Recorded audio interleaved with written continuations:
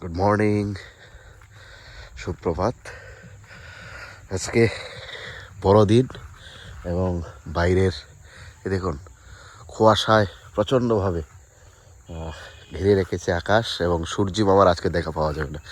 আমি চলে এসেছি আমার সেই পরিশ্রম করা, যেখানে আমি, বাবা এবং আমার মেসো মিলে সারাটা বছর পরিশ্রম করি, সেই বড়ই বাগানে। এই দেখুন আমার থাই গ্রিন যে বড়ই, সেটার সাইজ এখন হয়েছে।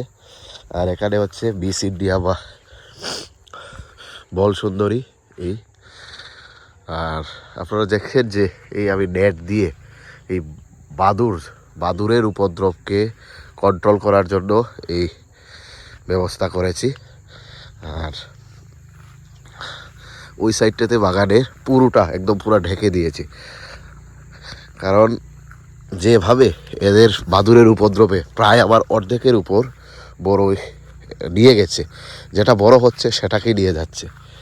তো এর হাত থেকে বাঁচানোর জন্য এই ব্যবস্থা অবলম্বন করতে বাধ্য হয়েছি।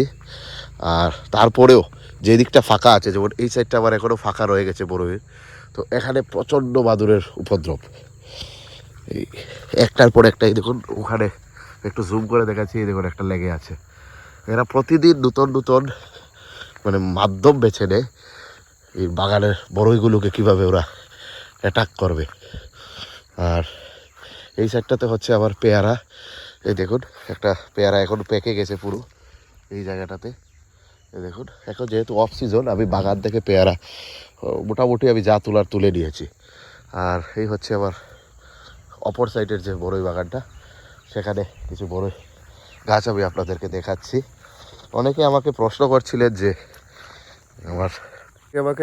করছিলেন যে আমার বড়ই বাগানের এখন বর্তমান কন্ডিশন কি, ফলন কেমন হয়েছে। এই জায়গাটাতে দেখুন, এখানে বড়ইয়ের যে কিছু আমি এইভাবে নেট দিয়ে সেগুলোকে আটকে দিয়েছি। আর এই জায়গাগুলো তারপর কিছু একটা আমার কি বলবো, প্রতিরোধ করতে পেরেছি। আর এই মুহূর্তে এইগুলো একদম পুরো বাজারজাত করার জন্য তৈরি হয়ে গিয়েছে। আমি বাজারজাত করব জাস্ট বড়দিনের, আজকে যেহেতু বড়দিনের পর থেকে আমি সেটার দিকে লক্ষ্য রাখবো। প্রচণ্ড বাদুরের কারণে আবার প্রায় কি বলবো, কম করে হলেও আবার প্রায় 60 থেকে 70 কেজি বড়ই এই নেট দেওয়ার আগেই নিয়ে গিয়েছে এই জায়গায়। তারপর বাধ্য হয়ে এই পুরোটাকে আচ্ছাদন দিতে হয়েছে, এবং যার ফলে এখন কিছুটা হলেও, জানি না কতটুকু তারা কি উপর দিয়ে, নেটের তো একটা নির্দিষ্ট হাইট আছে, এই হাইটের পর যদি আসে। আমি জাস্ট পাজেল হয়ে গিয়েছিলাম এই বাদুরের উপদ্রবে।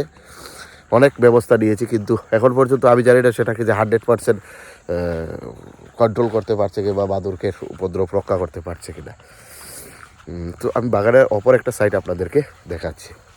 এই হচ্ছে বাগানের আমার অপর সাইডটা, যেখানে অনেকগুলো গাছ একসঙ্গে আমি এখানে একটা সমান্তরালভাবে লাগিয়েছিলাম। আর ওই সাইডটা ছিল আমাদের যে আমরা পুকুর তৈরি করেছিলাম, সেই পুকুরের পাড়ে। এখানে যতগুলো আছে সব এখানে বল সুন্দরী। এবং এই দেখুন এই জায়গাগুলোতে এগুলো আসতে একটু সময় লাগছে, এই কারণে বিকজ আপনারা জানেন যে দুর্গাপূজার সময় প্রচণ্ড বৃষ্টি হয়েছিল, এবং বৃষ্টির পর প্রথম যে ফুল আসে সেই ফুলগুলো ঝরে যায়, একেবারে ঝরে যায় ফুলগুলো ঝরে যাওয়ার কারণে আমি দ্বিতীয়বার ফ্লাওয়ারিং করার চেষ্টা করি, এবং দ্বিতীয়বার ফ্লাওয়ারিং করার পর অনেক কষ্টে সেখানে ফ্লাওয়ারিং হয়, যার ফলে এই বড়ইগুলো এখনও লেট আছে। ওই পাশটাতে কিছুটা রক্ষা করতে পেরেছিলাম, এবং এখানে যেহেতু সমান জায়গা ছিল এবং বৃষ্টির কারণে এখানে সবথেকে বেশি ক্ষয়ক্ষতি হয়েছিল, যার কারণে এখানে সাইজে এখনটা অনেকটা ছোটো রয়ে গেছে।